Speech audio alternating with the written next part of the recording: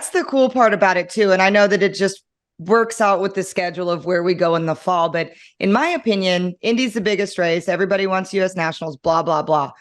But in a strategic sense, in my opinion, Maple Grove is the most important race of the season for anybody who's in the countdown to the championship. It's like, doesn't matter what lead you had, you can win 10 races in one season, come in, countdowns reset, you lose in first round of Maple Grove, you're like 6th, 7th, 8th in points. So Dallas's domination this year, Erica's last year, you guys get to host not only something cool for the community and bringing all those people in with the American flag hanging over the entry last year. It was so cool. But in a racer standpoint, like, you've got to have some pride in the fact that you've got the most important race of the year. Yeah, no, the countdown, just like you said, Dallas leading, Erica leading, Greg leading, doesn't matter who's in the lead, you're not safe. And they all know that. Erica knew that, Dallas knows that, Greg knows that. Once that resets, and your whole program flips a switch, you could be in trouble quick.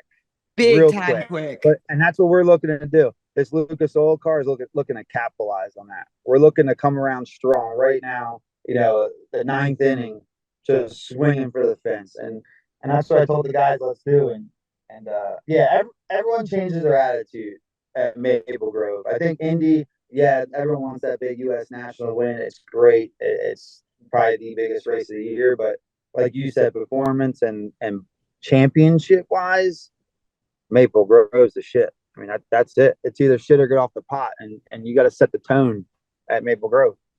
You do, and I love it. And a racer running a racetrack is cool. When I told Erica I was having you on the podcast, she's like, you got to tell him my favorite thing about the whole season last year was winning cornhole boards at his racetrack.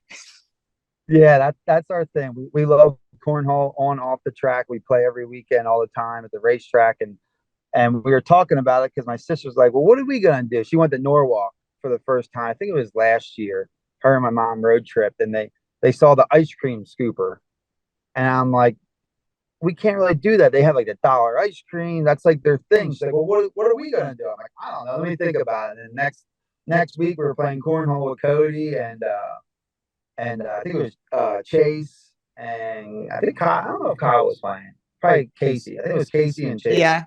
And it hit me. I'm like, cornhole boards. I quick got on the phone with Matt, our designer. He runs all of our IT and design and graphic stuff. I'm like, Matt, cornhole boards. That's what we need. Get on it. And he went right to work, and they made the cornhole. The cornhole boards were actually made by a local vet police officer in our town. He makes them. So that was a little special to us too. We're trying to support the local community. They're not bought on Amazon. They're not bought. They're made here in America, what America would by American. Hell yeah. That was cool too. Yeah. So that was it was cool. But we're doing it again this year. So hopefully Matt comes up with a cool design any day now. We'll have some proofs, and I don't want to have you guys have them though. We're taking them.